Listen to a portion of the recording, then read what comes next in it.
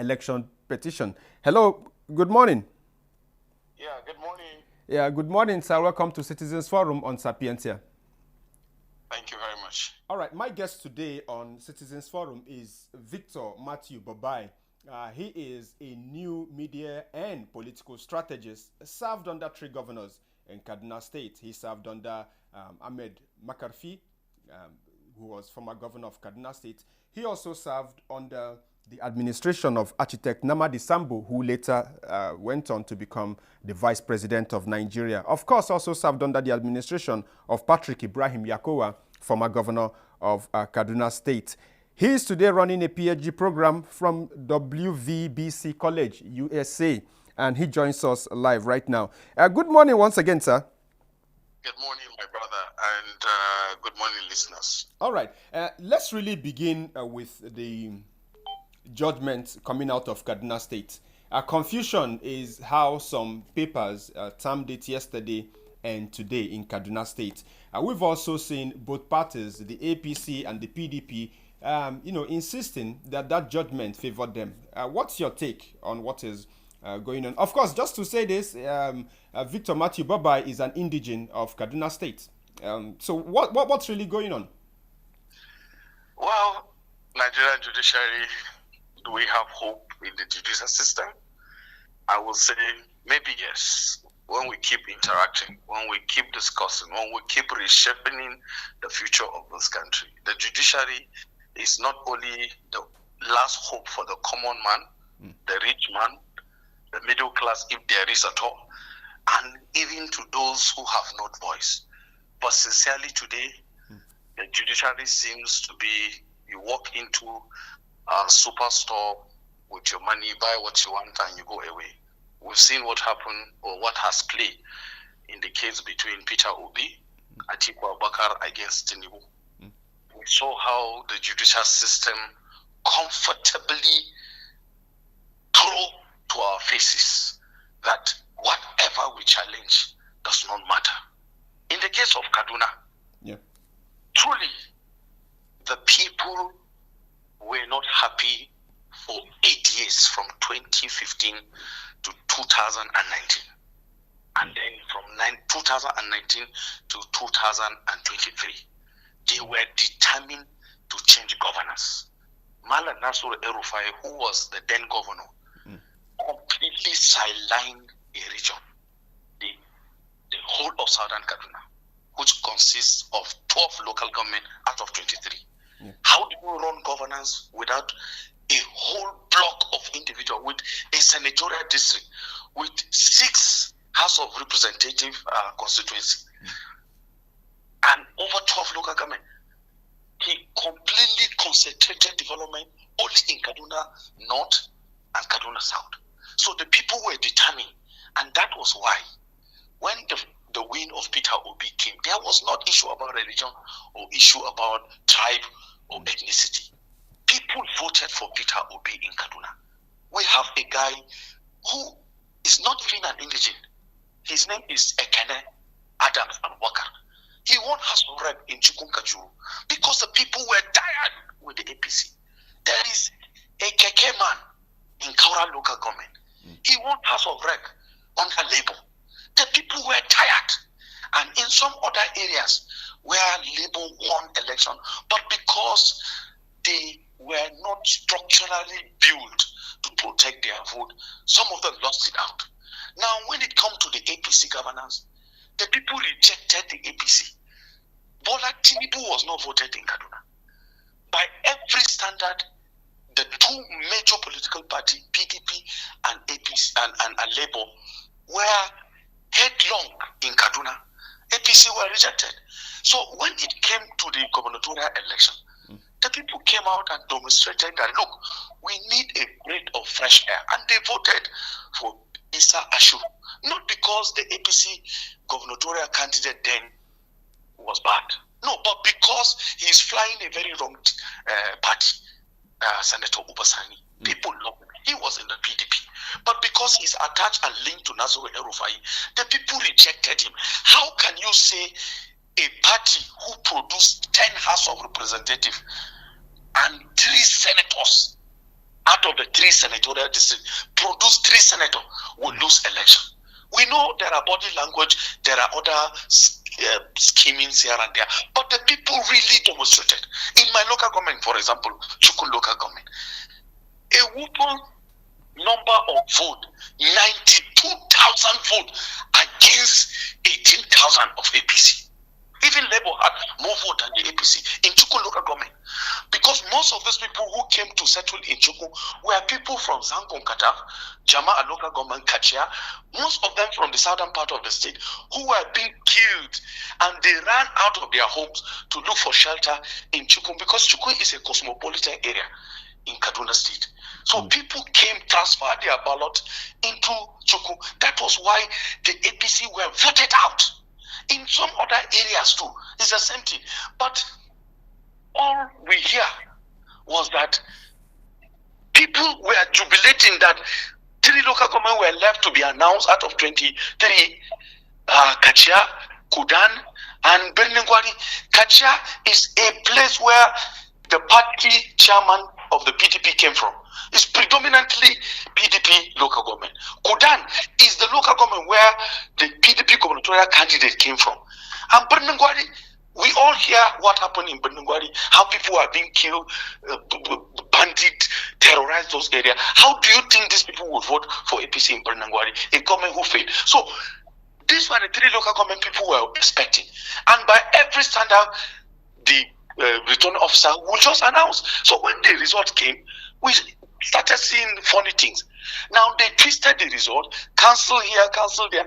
You bring result and with correcting fluid and all sort of nonsense, and then the man went ahead and announced the result. The number of voting against the APC and the difference between PDP and APC is just around 10 or 11,000. But the council vote was more than the difference between the one who was declared winner, which is Ubasani, and the PDP candidate. Is more than 15,000. And how do you go ahead and declare a winner? So we went to tribunal, and the tribunal gave her verdict.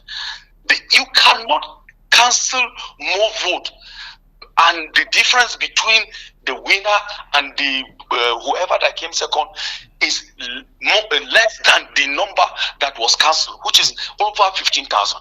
And the difference between the winner was just around 10,000 votes. And then they cancelled the election. The election was declared inconclusive. And then they said, we drew the ticket, that the certificate that was given to Ubasani, because there is no clear winner. And if you do that, then go to 4 local government and do a rerun, conduct another election, so that, because they were enfranchised, they were not allowed to vote during that time. They were the strongest areas of the PDP, like Kudan. That is where the PDP gubernatorial candidate came from. Birningwari, like I told you, the people there, they don't want to hear any APC. Then Kaduna South is predominantly dominated by the Igbos, the indigenous tribes, the Katafawas, the Baju, the Biru, everybody there. Now, that is where the votes are. And then you say, you use the soldiers, the police, and deprive them. So the tribunal said, go back there, conduct election. Elections will be conducted in 7 wards of 4 local government. Like I said, Kudan, Birnangwari, Kaduna South, and Lere.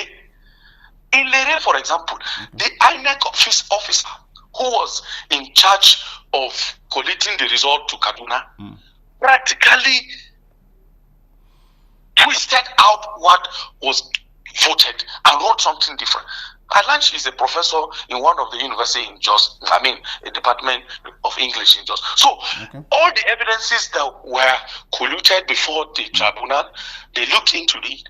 There are certain evidences that the tribunal threw out, because if you are a PDP agent and you reside in Kaduna and you are testifying of what happened in Birnangwari, you are not credible. The person who was in Birnangwari should have been brought. So I think because of the time, PDP couldn't manage it enough. So the tribunal threw such kind of evidences.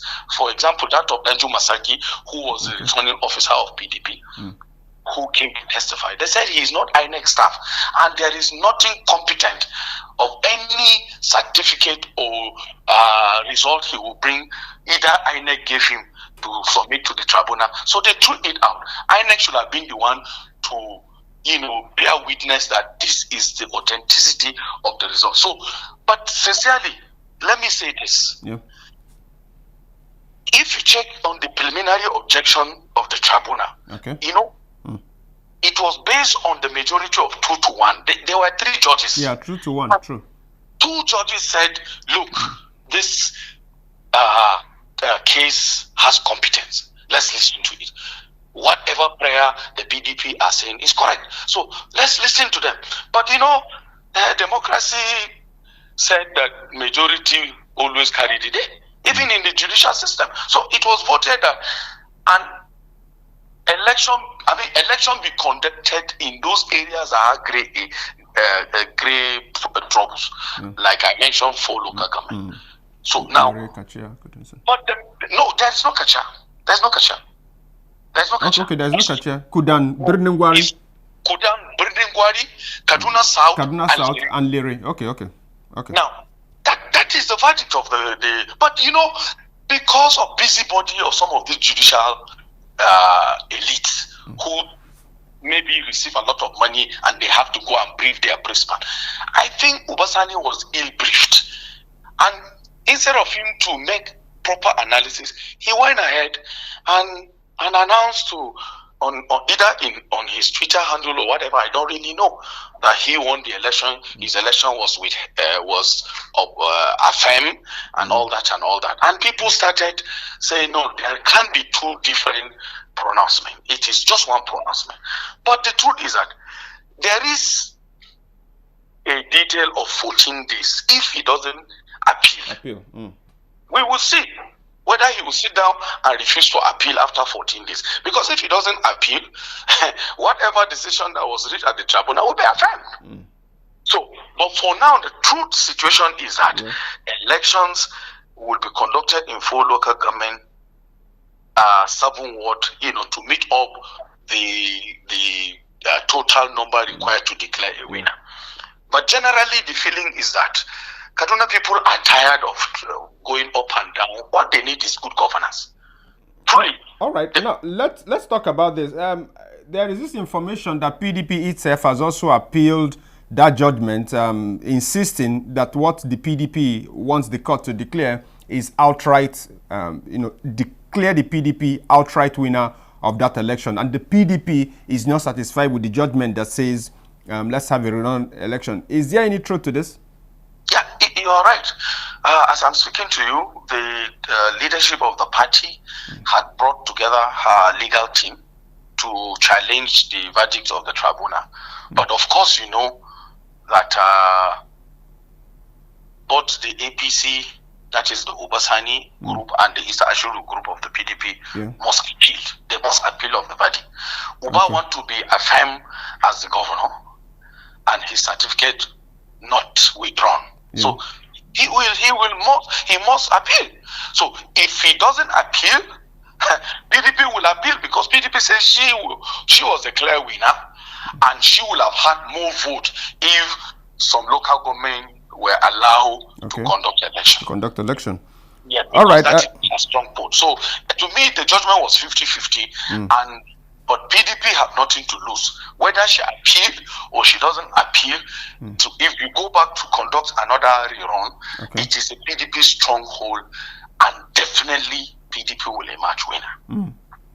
All right. Now, when I looked at one of the discussions we started last week was talking about our generation, because our generation seems to be a very curious one. Very curious one, because we recall, all of us, that growing up, we always wanted and complained about those who were elders then. I mean, those who were voters, who were up to the age of 30 and above, to make some kind of change in the system. And so when we did not see some kind of alliances, we were really worried about why would poor Nigerians, for instance, like you said, where is the middle class? Why would poor Nigerians, for instance, not unite around their poverty? Whether they're in the north, they're the south, or east, or west. and, vote in a certain way that places their interests first. We've wondered for a very long time, why would insecure Nigerians, whether they are communities in the north, in the south, in the east, or the west, why wouldn't they unite around their insecurity and usher in a government that listens to them? We've also wondered why people who are unemployed, for instance, whether they're in the north, the south, east, or west, why wouldn't this group of Nigerians unite around their issue and look at governance that way, look at politics that way, and organize themselves, mobilize themselves, and all move towards one direction? So we started that conversation that says, what kind of alliance do we need? An alliance that does not look at political divide, an alliance that does not look at ethnic or religious divide, if this is possible. Last week, I gave an example with the Nigerian 2023 presidential election and looked at the issues, looked at the numbers, and said, clearly two parties shot themselves on the foot. If you look at the numbers, yes, everybody is in court saying I won that election. But then, when you look at the numbers, you're going to say the PDP and the Labour Party, you can't find the difference. It's like mother and child. It's like father and son. And so when they go into war, divided, what does the Bible say about the house that is divided against itself? Now, look at Kaduna State. Before you go into this conversation, I want you to also take a look at Kaduna State. I have looked at a breakdown of the data, how Kaduna State voted. Yeah. And I'm somebody who understands the dynamics of Kaduna State politics. And I looked at where I looked at PDP stronghold, and I looked at Labour Party stronghold. And I saw just one thing. I was looking at the PDP. And so you've also mentioned you've talked about what happened during the presidential election. Yeah. Clearly, this is one family. And there is nowhere where the Labour Party had even a marginal showing that is not a PDP stronghold. Yeah.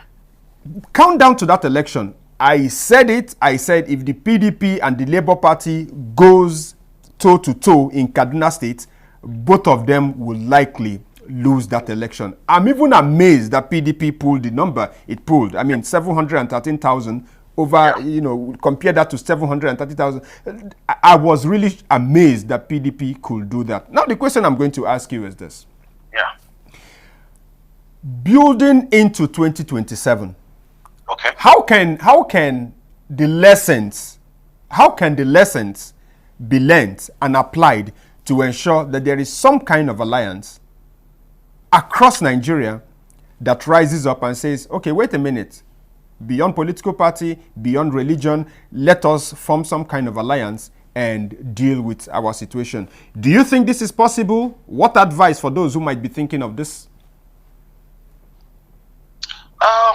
Good. My friend and partner, you have been doing a very fantastic job. And I think if this had been in discussion for a very long time, we'll have gotten direction. I remember prayer before the 2023, you placed calls across the six geopolitical zone, getting people's opinion, shaping the narrative, and you can see what you are able to do. You should be celebrated, Jude. And that's why I'm glad anytime you invite me to say something. Because when people don't discuss, when injustices is not being protested, when democracy is not fully allowed to strive, when full participation is not guaranteed, then there can be good governance. Because governance is all about people controlling resources and appropriating it appropriately. Now, just a little diversion. Okay. What happened to the Southeast? Why do you think the Peter Obi agenda was a national agenda? Because people were tired. People felt at a time there is a Messiah beyond tribe, religion, and what have you. Although the major players who I mentioned, the House of Fulani and the Yorubas, and maybe the Igbo from the backside, built an alliance. The House of Fulani and the Yoruba built an alliance against the East. The East barely put a strategic plan. Once there is no strategic planning, strategic thinking, man, you can't wake up from the wrong side of the bed, contest election and win. It is not possible. It's all about planning. It's all about, discussing. It's all about pooling resources. It's all about timing. Now, if the Southeast had engaged properly into serious alliance, honestly, nothing will have stopped Peter Obi from becoming the president. And all this court issue wouldn't have been there because it would have been a clear winning. But because of some of the narrative that some of you in the media built, Lagos show that, look, yes, we're Yoruba people, but then we wanted a Peter Obi in Abuja. Yes, the minority tribes come together with the Igbos and other tribes and say, we want a Peter Obi. In Plateau, yes, we want a Peter Obi. In Southern Kaduna, yes, we want a Peter Obi. In Nasarawa, we want a Peter Obi. Now, that is how the narrative continue to move when people are aware. So, three things must be done if you want to build an alliance in order to wrestle power, either by the youth. Because this time around, I have seen the youth using the social media to interact, to break bridges, to connect. And if a journey of 1,000 miles starts with a step, and we have taken a step in 2023, and the number of people who came out to register, my only fear is that if their votes refuse to count, there will be voters apathy. People will not come out to vote next time. But now, what we should do, three things. One, there should be a strategic planning by a leading voices like you. There are people like you in the north. There are people like you in the west. As long as patriotism precedes sentimentation, if there is any word like that, or nepotistic tendencies, as long as patriotism moved you to say the truth, which is the most constant thing in the entire human phenomenon, truth. Now, when you say the truth as it is, that certain number of people are being marginalized. The Igbo have been marginalized in governance. Can we start a narrative? That is strategic planning. Can we take a 4 years planning to start discussing? We need a presidential candidate by 2027 from the bloc of the Southeast, like the Yoruba did in 1999. Yes, Abiola was denied, but they came up, give us Falaye, give us this, give us that. But the elite class said, okay, we will give you a Yoruba president, but take Obasanjo. But the narrative make people to think towards that direction. So we can start thinking now. Now, which I say strategic thinking, and that can only be done by people like you and me. Because if you have to say a political party to sit down and take a decision, APC moved their presidency to the south, PDP let it open. There were people like Peter Obi, Pius, and so many others, but they were denied. And you can see Peter Obi moved out and got the support of the younger generation. So it means the younger generation can shape in the political history that is ahead. The second thing that we must put together after a strategic thinking is love for our country. Now, the unemployment, the banditry, the oil theft, the oil spillage, can all these things be legislated? Our representative must know they are there to represent us. So if they are there to represent us, they should always come back home and get the feelings of the people to go and legislate. We can't get them from the executive, because every executive who won an election want to recoup his money because of the environment. The judiciary, we are now saying as if you have enough money, you can get justice. But the legislators, they are the only gap that if they return home and hear what we want, the feelings, the impulses, and then they go back and put it into a document, because they make law. Once a law is made, it is established. Now, when it comes to interpretation, it is also subject to the whims and caprices of the judiciary. But the people can say, no, this is what we want at a time, and you give them. So we must empower the legislative system to get the feelings of the people. And the last thing, sir, participation. Some people say, because I lost election, I will make sure my people don't come out to vote. I will make sure that my people, do you stay in agony simply because you try and fail? You keep trying. You keep trying. So I will encourage the younger Nigerians. Look at the killing, the death of Bobai. I never know the guy, but because the narrative is being shaping at the social media level, and I begin to know who the guy is. I begin to know who is Namadi. I begin to know who is Sam Larry. When people begin to participate and interact and discuss, it gives us a sense of belonging and gives us the power of a voice. In an unjust society, definitely, they said, silence is a crime. So, in order to achieve a 2027 presidential candidacy of the Southeast who are being over-marginalized, we must keep talking and we must participate. We must allow our legislator to be active. I think with that, we have a way to go. Quite powerful one, and I think that's quite a powerful place to leave our conversation. Finally, we will keep our eye on what's going on in Kaduna State. And I also want to say sorry. I should have started that way. Very sorry. The news reported, I think 3 days ago, some killings in Kaduna South. I think, yes, it was in Kaduna South. And that's quite a terrible thing. I don't know. Have you been to the scene? How are the people doing and all? Well, I can only tell you that when it happened to us, nobody come to visit us. I don't know whether NEMA is meant for House of Fulani alone, because NEMA is supposed to be for everybody. I see killings in the Southeast too. I see unknown government killing people, and I don't see NEMA. I see flooding in Niger, in Kogi, in Benue, and I don't see NEMA. But a little thing happened in the north, I see NEMA. So we have been living with such kind of deprivation in southern Kaduna. It's just a relaunch of this terrorist group, probably because the CDS, the Chief of Defense Staff, is from southern Kaduna, and they want to prove to us that we don't want your son. We will deal with you people. It's not our son, it's Nigerian son. So we should not suffer simply because our son is given a leadership to manage. Nigerian, we must realize that life is important. The blood of a single Nigerian matters much more than the billions shared to judicial system.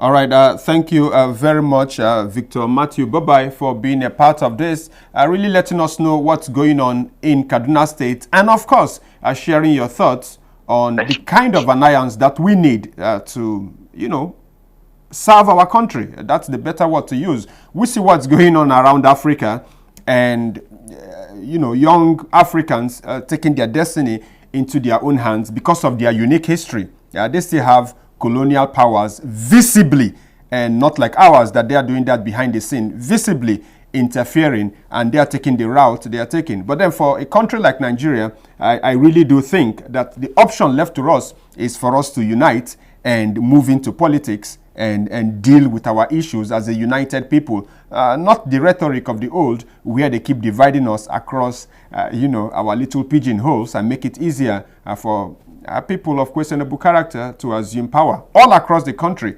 and no state is spared of that. Thank you very much, sir. Thank you very much. All right, God bless you.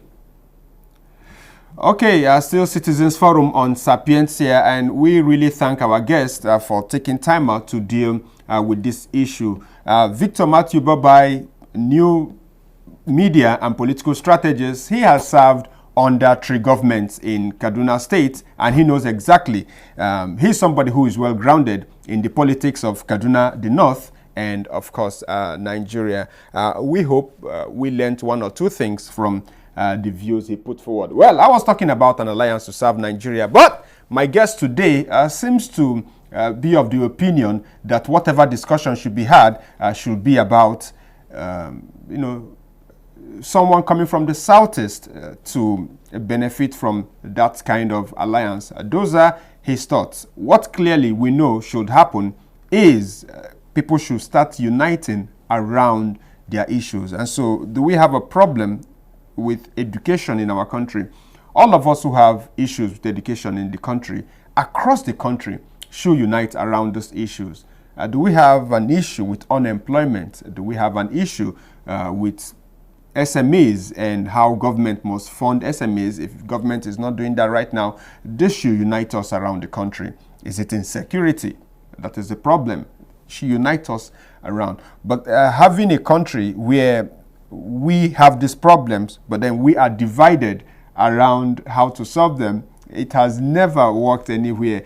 We can't give an example of one country that achieved their aim in division. You can't give an example of that. Change always comes when the people across the world, whether it is in France or Russia or America, England, it always comes when the people are tired of hunger, when the people are tired of whatever, and then they unite. The Arab Spring too, what happened? We saw what happened in the Arab Spring, even though one might not really advocate for that to happen in our country right now, is actually people getting fed up with something that doesn't serve them and then stepping up.